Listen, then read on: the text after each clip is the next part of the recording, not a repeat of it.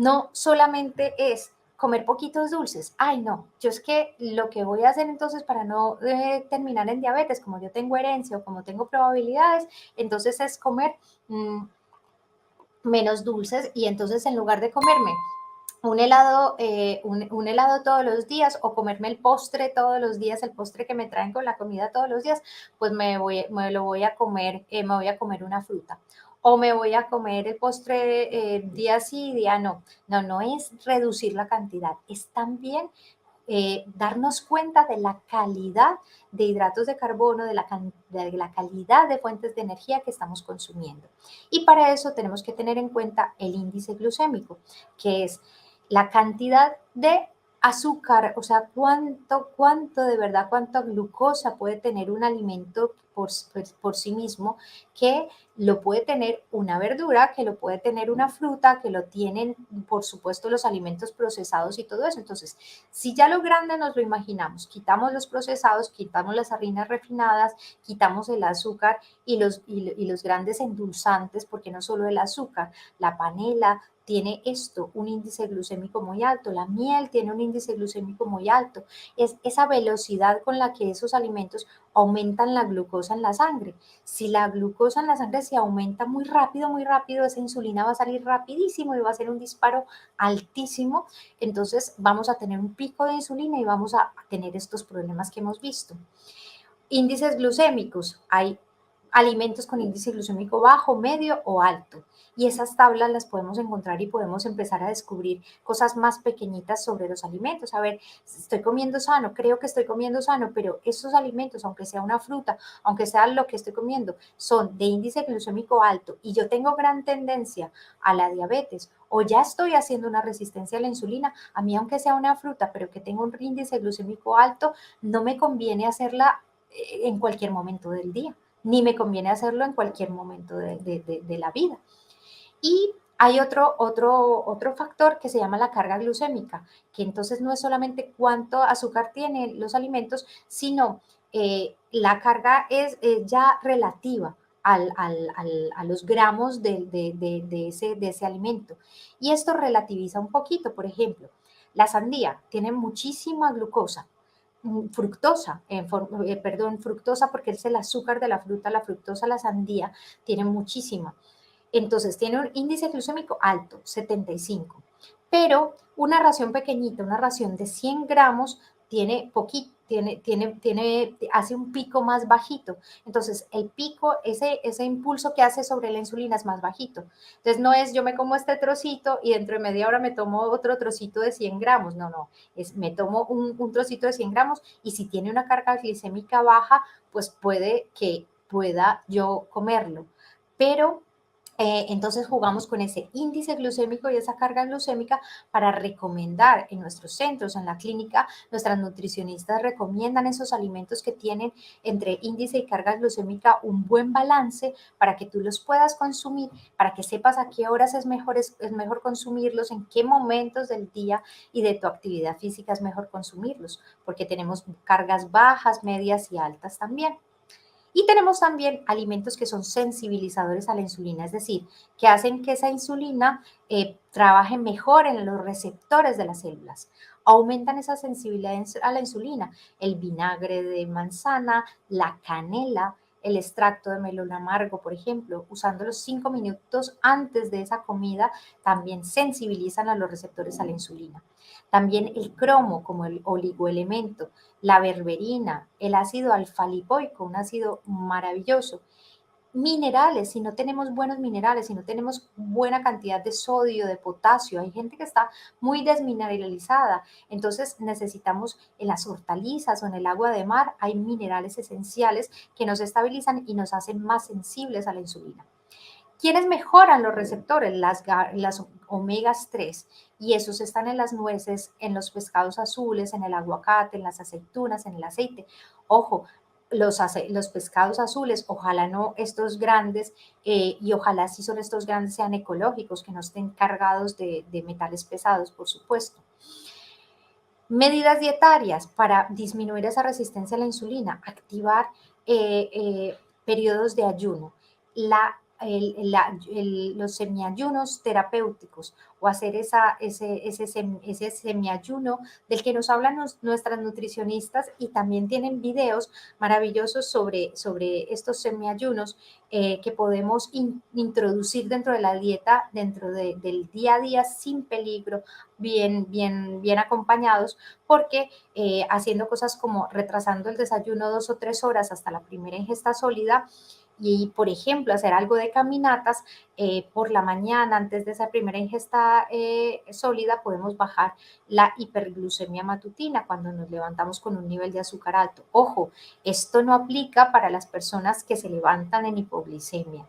Y esto es muy importante. Si ya estás en un estado de diabetes, si ya estás en un estado de resistencia a la insulina, donde haces periodos de hipoglicemia, hay que asesorarse para hacer este tipo de cosas. Pero una persona sana, estos semiayunos con caminatas vienen muy bien. Esto nos activa una cosa que se llama la flexibilidad metabólica, que es la capacidad de usar diferentes sustratos para producir energía. Nosotros no solamente obtenemos energía a través de los carbohidratos, obtenemos energía también a partir de las grasas.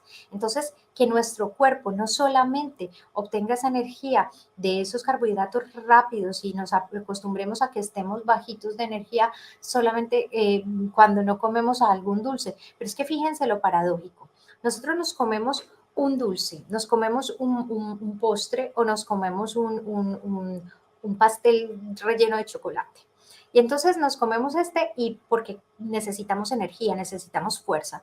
Nos comemos eso, pero la insulina sale y inmediatamente, como esto entra a la sangre, esa glucosa rapidísimo, la insulina también sale rapidísimo y lo que sucede es que en un tiempito de una media hora más o menos, esa insulina ya se ha llevado eso a los tejidos y a los órganos y entonces ya esa glucosa no está en sangre, tenemos el azúcar bajita en la sangre. ¿Qué pasa? Que nos sentimos con hambre rapidísimo, que nos sentimos mareados, que nos sentimos débiles y entonces ¿qué queremos? Más dulce, más hidratos. Entonces esa es la trampa de esos grandes cargas de glucosa, de esos grandes índices y cargas glucémicas, que entonces vamos a hacer esos picos de insulina y también nos vamos a sentir con hipoglicemias.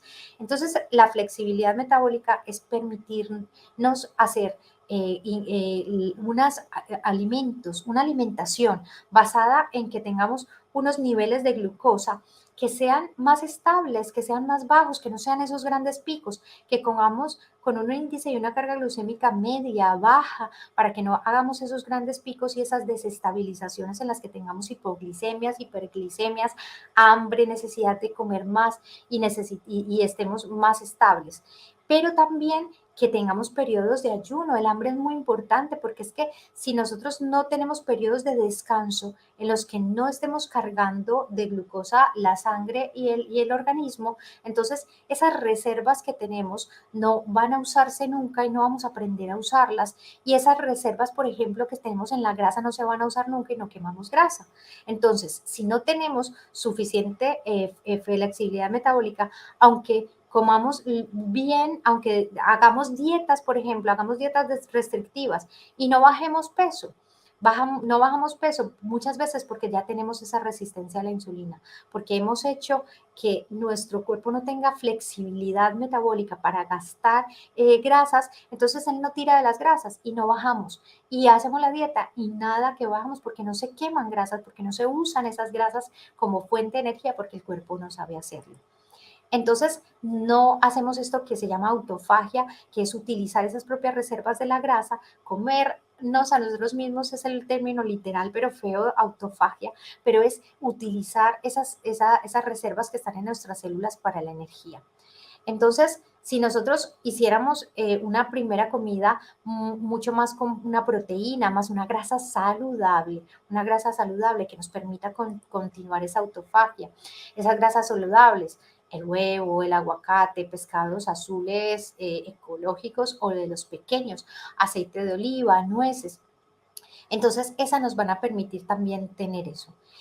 para bajar la inflamación crónica, porque ya vimos, a más grasa, más factores inflamatorios, más inflamación crónica a bajo grado, que está asociada a esta resistencia a la insulina. Tenemos el jengibre, la cúrcuma, la pimienta, algunas enzimas, todos estos que ayudan a que disminuya esa inflamación crónica.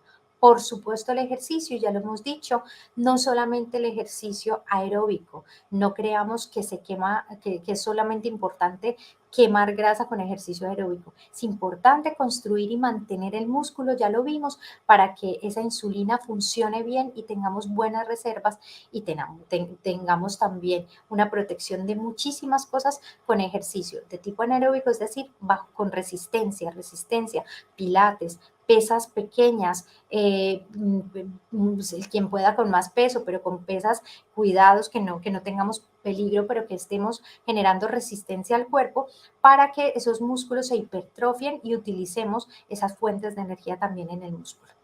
Y también muy importante el descanso, porque tenemos también personas que hacen exceso de ejercicio y empiezan a no responder a la insulina porque por ese exceso de ejercicio tienen exceso de cortisol y como ya vimos eso tampoco funciona. Entonces necesitamos también en esas personas que hacen exceso de ejercicio, unos entrenamientos larguísimos, los 7 días a la semana, también necesitamos periodos de descanso para que esa insulina no deje de funcionar óptimamente. Y la microbiota, también hay medidas para mejorar la microbiota que nos van a ayudar a que respondamos mejor a la insulina. Por supuesto, si hay un ovario poliquístico, hay que trabajar en todas estas medidas porque una de las cosas importantes y bonitas y buenas es que con todas estas medidas podemos incluso ir revirtiendo una inflamación crónica de bajo grado que se manifiesta en cualquier enfermedad, en enfermedades autoinmunes, enfermedades inflamatorias e incluso un ovario poliquístico.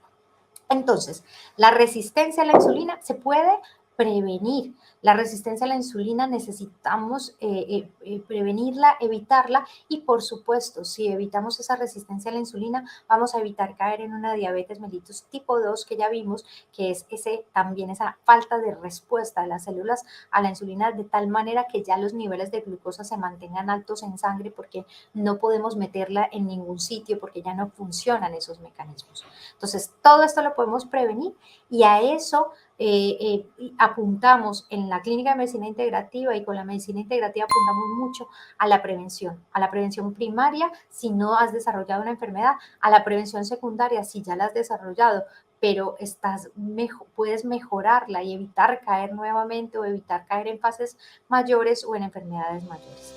Muchas gracias.